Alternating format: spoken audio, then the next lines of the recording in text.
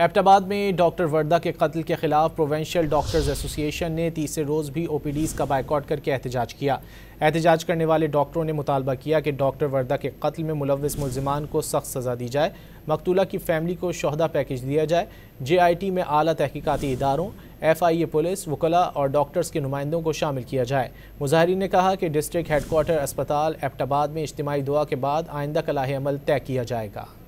Abbott میں doctor Warda کے قتل کے خلاف پروونشل ڈاکٹرز ایسوسی ایشن نے تیسرے روز بھی او پی ڈیز کا بائیکاٹ کر کے احتجاج کیا۔